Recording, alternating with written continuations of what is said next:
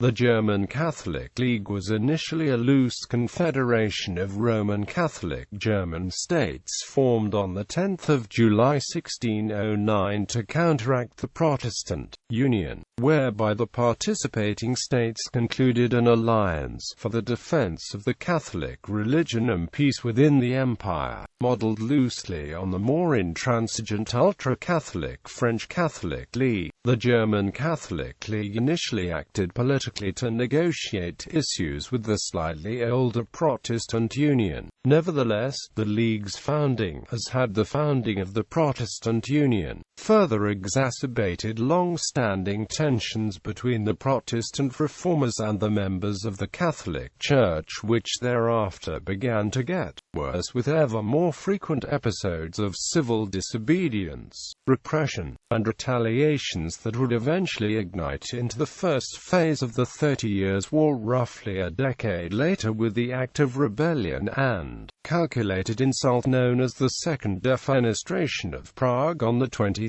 May 1618. Background: in 1555 the Peace of Augsburg was signed, which confirmed the result of the Diet of Speyer and ended the violence between the Catholics and the Lutherans in the Holy Roman Empire. It stated that princes of the Holy Roman Empire could choose the religion for the realms according to their conscience. Lutherans living in an ecclesiastical state could remain Lutherans. Lutherans could keep the territory that they had captured from the Catholic Church since the Peace of Warsaw. The ecclesiastical leaders of the Catholic Church that converted to Lutheranism had to give up the territory. Those occupying a state that had officially chosen either Catholicism or Lutheranism could not practice the religion differing to that of the state. Although the peace created a temporary end to hostilities, the underlying basis of the religious conflict remained unsolved. Both parties interpreted it at the convenience, the Lutherans in particular considering it only a momentary agreement. Further, Calvinism spread quickly throughout the Holy Roman Empire, adding a third major Christian worldview to the region, but its position was not supported in any way by the Augsburg terms, since Catholicism and Lutheranism were the only permitted creeds. The foundation of the Catholic League. The best documented reason of the foundation of the Catholic League was an incident in the town of Donauwörth, a free imperial city within the territory of Bavaria. On 25 April 1606, the Lutheran majority of the town barred the Catholic residents of the town from holding an annual Marcus procession, to show the rule of the confession over the town. The Catholics, led by 5 monks, wanted to pass through the town and on to the nearby village of Orzesheim, showing the flags and singing hymns. They were permitted to disobey the terms of the Peace of Augsburg. The city council would only allow them to re-enter town without flags and singing.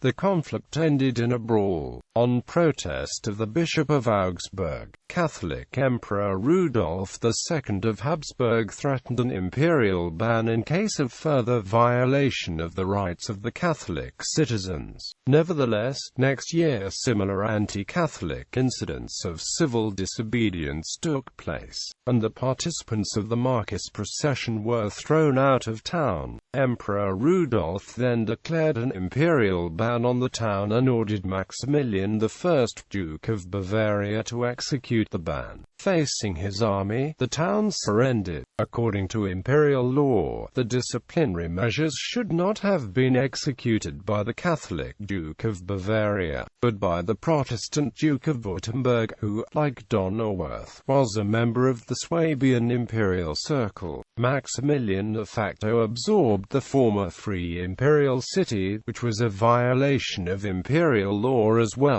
In the same year, the Catholic majority of the Reichstag meeting in the Diet of Augsburg resolved that the renewal of the Peace of Augsburg of 1555 should be conditional on the restoration of all church land appropriated since 1552.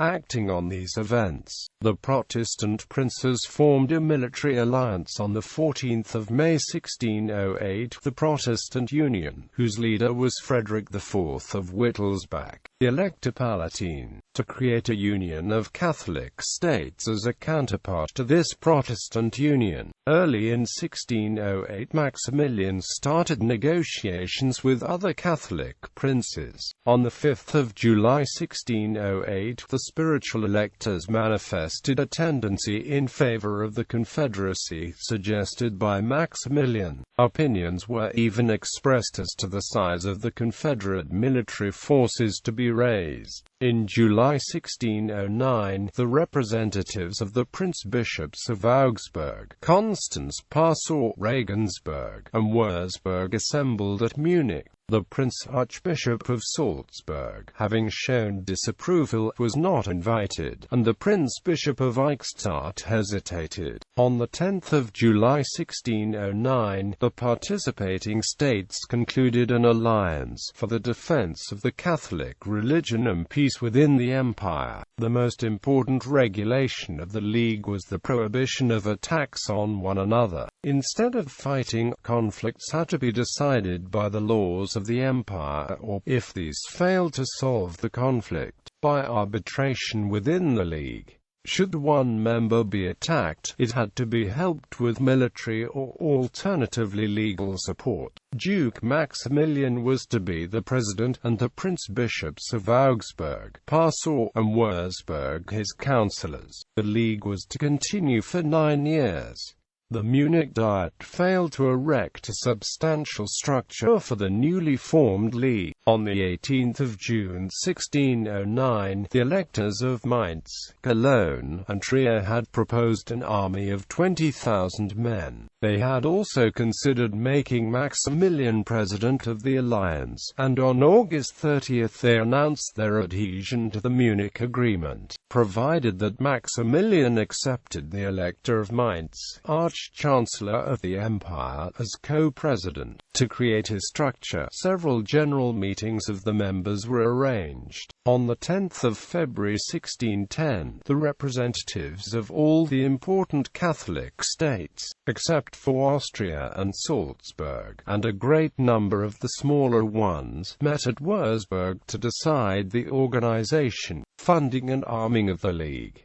This was the real beginning of the Catholic League. The Pope, the Emperor, and the King of Spain, who had been informed by Maximilian, were all favorably disposed towards the undertaking. The main problem of the League was the unreadiness of its members. In April 1610, the contributions of all its members were not yet paid. Maximilian threatened to resign. To prevent him from doing so, Spain, which had made the giving of a subsidy dependent on Austria's enrollment in the League, waived this condition, and the Pope promised a further contribution. The conduct of the Union in the Jülich dispute and the warlike operations of the Union army in Alsace seemed to make a battle between League and Union inevitable. In the year 1613 at Regensburg, Austria joined the League. The Assembly now appointed no less than 3 war directors, Duke Maximilian and Archdukes Albert and Maximilian of Austria. The object of the League was now declared a Christian legal defense.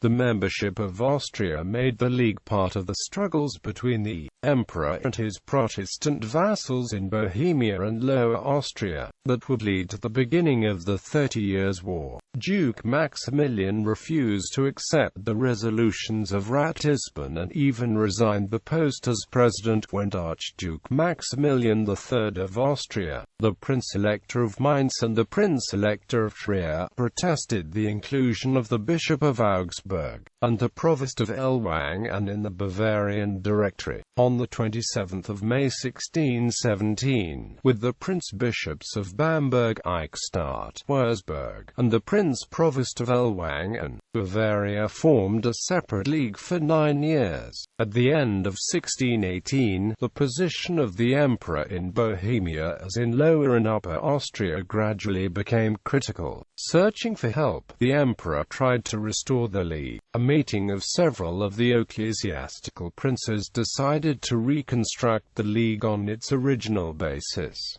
It would consist of 2 groups, the Rhenish district under the presidency of Mainz, and the Oberland district, presided by Bavaria. The treasury and the military command were to be considered separate. Maximilian could only lead the whole of the troops when he had to appear in the Rhenish district. On the 31st of May, the Oberland, both groups were established and bound themselves to render mutual help for 6 years. After the death of Matthias, Holy Roman Emperor and King of Bohemia, the kingdom deprived his successor, Ferdinand II, in 1618 of the Bohemian crown, and elected Frederick V, Elector Palatine, as king, on August 26 and 27 August 1619. After the election as emperor, Ferdinand conferred with the spiritual electors at Frankfurt, asking for the support of the League. Now the formation of a Confederate Army began. With 7,000 men, Bavaria supplied the largest contribution to the army, whose strength was fixed at Wurzburg in December 1619, as 21,000 infantry and 4,000 cavalry. Commander-in-chief was Johann Siklaus, Count of Tilly, a descendant of a Catholic Brabantine family. Facing the superiority of the League army of 30,000 men confronting the Protestant Union's army of 10,000 on 3 July 1620, the Union agreed to cease all hostilities between both parties during the war in Austria and Bohemia. The League in war. Without the risk of an attack, the League could use all its military forces to support the emperor. The same month, the army was relocated to Upper Austria. Tilly won the Battle of White Mountain north of Prague on 8 November 1620, in which half of the enemy forces were killed or captured, losing only 700 men. The emperor regained control over Bohemia, and the first stage of the League's activity during the 30 Years' War ended. After the end of the Bohemian War, the League's army fought in central Germany, but was defeated at the Battle of Mingolsheim on 27 April 1622, after which they joined with the Spanish to fight and win the Battle of Wimpfen against the Margrave of Baden-Durlach on May 6. Following these victories, the army captured the city of Heidelberg, the capital of the leader of the Protestant Union. Following an 11-week siege on September 19, the Protestant Prince Christian, Duke of Brunswick-Luneburg, raised another army, but was defeated at the Battle of Stadtlohn, where 13,000 out of his army of 15,000 were lost. This victory virtually ended all Protestant resistance in Germany. This caused Denmark's King Christian IV to enter the 30 Years' War in 1625 to protect Protestantism and also in a bid to make himself the primary leader of Northern Europe. The League's army fought and defeated the Danish on 26–27 August 1626 at the Battle of Lutter, destroying more than half the fleeing Danish army. Because this and other victories by Wallenstein, Denmark was forced to sue for peace at the Treaty of Lubeck. Now, the Catholic League hit its peak. Almost the whole German territories were under the control. The danger of imperial hegemony resulting from this success made the Swedish King Gustavus Adolphus become involved in the conflict in 1630. While Gustavus Adolphus landed his army in Pomerania and tried to make alliances with the leaders of northern Germany, the League's army laid siege to the city of Magdeburg for 2 months from the 20th of March 1631, as the city had promised to support Sweden. On May 20, 40,000 successfully attacked Magdeburg. A massacre of the populace ensued in which 25,000 of the 30,000 inhabitants of the city perished while fires destroyed much of the city. It is not clear whether the commander-in-chief of the League's forces, Count Tilly, ordered the massacre. Magdeburg was a strategically vital city in the Elbe River region and was needed as a resupply center for the looming fight against the Swedes. Therefore, it would have been logical behavior not to destroy, but to occupy the town with troops of the League. In 1630, Ferdinand II dismissed his Generalissimo Wallenstein. Now, the Catholic League was in control of all the Catholic armed forces. The end of the Catholic League.